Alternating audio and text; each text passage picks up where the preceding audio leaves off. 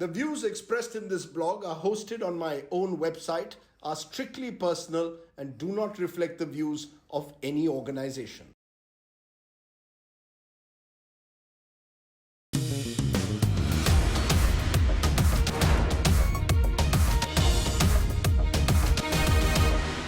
Hello and welcome once again to Straight Bat, my weekly video blog where, as the title suggests, I comment with a straight bat. Firstly, this is Christmas weekend, so before anything else, a Merry Christmas and a Happy New Year to all watchers of Straight Bat. Now, I wish I could really say it was a Merry Christmas because, my friends, this year in some ways has not been a very Merry Christmas. And I'm not just referring now to the Omicron variant effect. I'm referring to the fact that in this wonderful land of ours, we are not just seeing the othering of Muslims, but also now the othering of Christians in this country.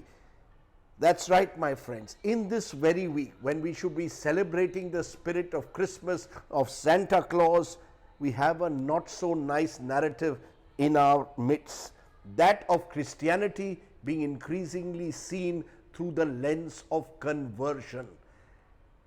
This week, a bill was tabled in the Karnataka Assembly that polices and criminalizes conversions with draconian punishments of up to 3 to 5 years. The BJP government there of Basavaraj Bommai may not admit it, but the bill is clearly aimed at the small but vibrant Christian community of Karnataka. It comes, my friends, at a time when there are threats and attacks by Hindutva groups against Christians and Christian institutions in Karnataka. Earlier this month, a mob set a Christian holy book ablaze in Kolar. In Belgavi, a man entered a church armed with a machete.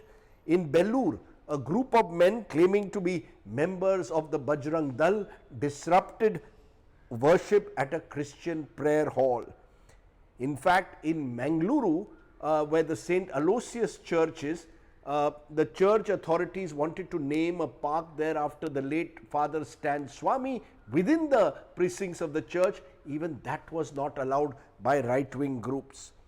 It is against this background, my friends, that we have a situation today where this conversion bill is being brought in. And the local police in all these attacks that are taking place, instead of protecting the Christians and the clergy there, what are they saying?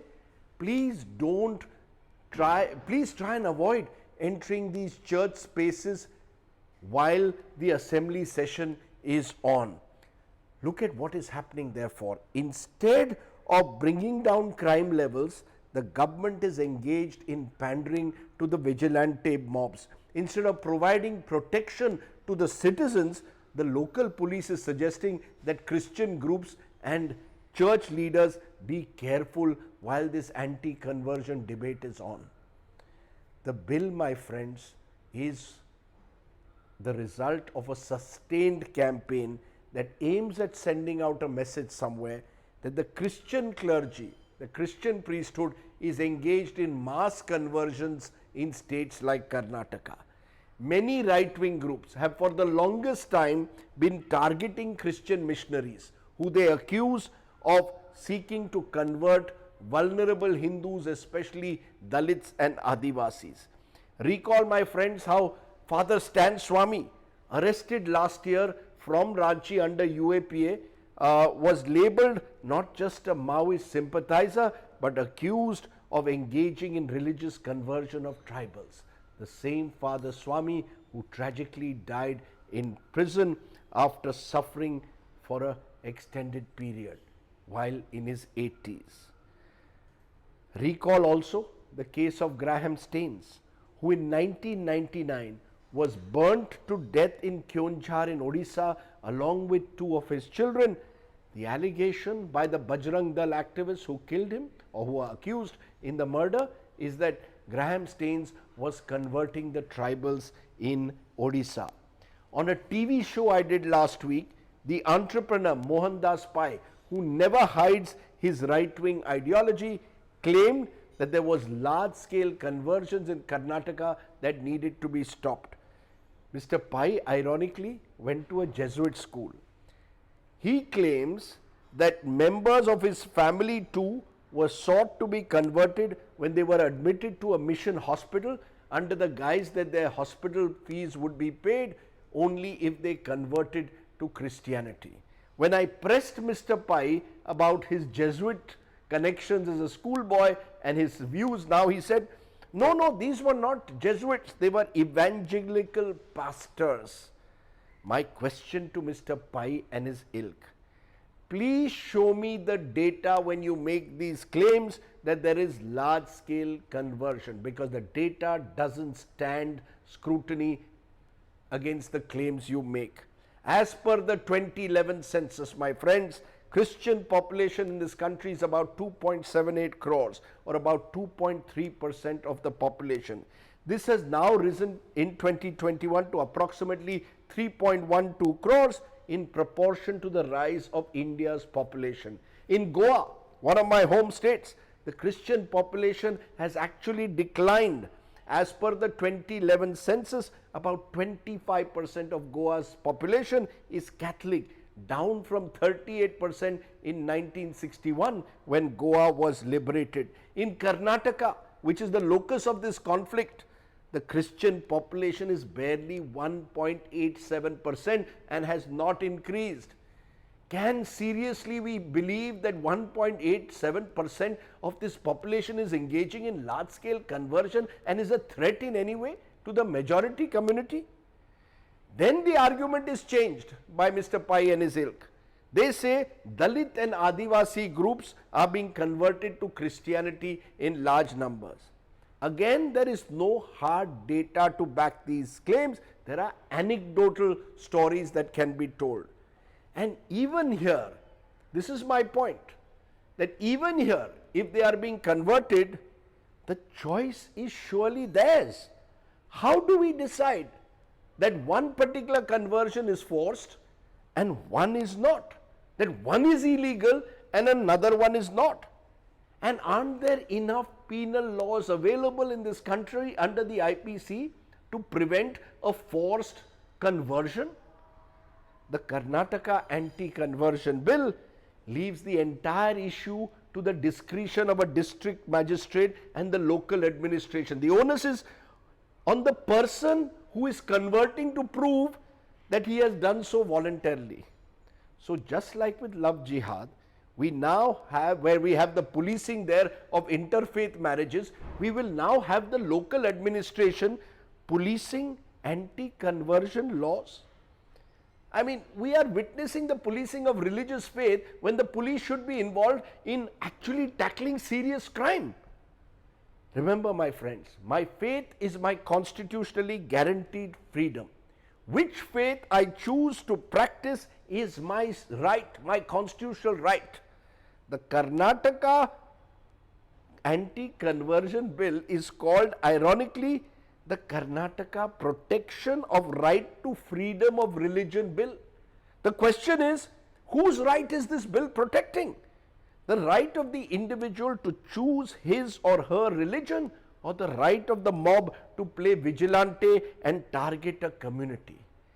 This bill, my friends, will end up only legitimizing the kind of awful violent vigilantism in the name of religion that we've seen both in the context of Love Jihad.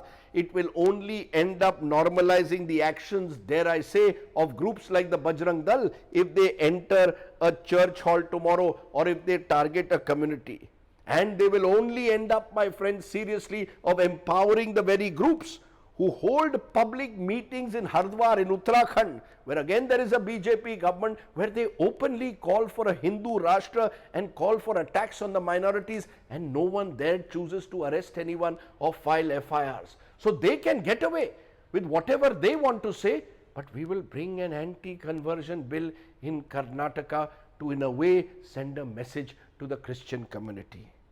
But let me say this in conclusion and say it loud and clear.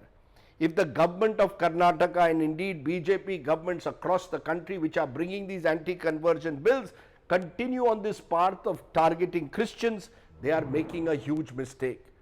In the face of radical Islam, the Hindutva right wing may believe they can get away with their anti-Muslim tirades. They will not find it so easy to get away with targeting Christians. There will be a backlash, and from the influential Western world, where already we are seeing reports of Christians being persecuted in India. Oh yes, it will cost the government plenty of goodwill. And one more point. If providing education or health facilities or food to the poor, as many of these Christian missionaries are doing, is seen as an inducement for forcible conversion, how is it illegal? The Hindu middle class elite, and I can tell you because I help a number of people in this regard, will rush to send their children to Christian education institutes. But when a poor Dalit or Adivasi boy does so after converting to Christianity, then it suddenly becomes an illegal act. It's time, my friends, to end this hypocrisy. Let's instead celebrate the remarkable contribution that so many Christians have made to the making of modern India. From the founder of Amul, the milkman Dr. Varghese Kurian, to the renowned architect Charles Currier, to a police officer like Julio Ribeiro, to all those Jesuit priests who have built some of India's finest education institutes. Let us, for God's sake, stop the rants and the dog whistles. Let's stop harking back to the Inquisition and recreating past animosities or bringing in anti-constitution legislation. Let us instead celebrate Christmas in its true spirit of inclusiveness. Let's be Indian. Merry Xmas, my friends. Have a blissful year ahead. That was the Straight Bat. Thanks for watching. Do, of course, subscribe to my YouTube channel for many more such videos. For now, stay well, stay happy. Goodbye. Namaskar. Jai Hind.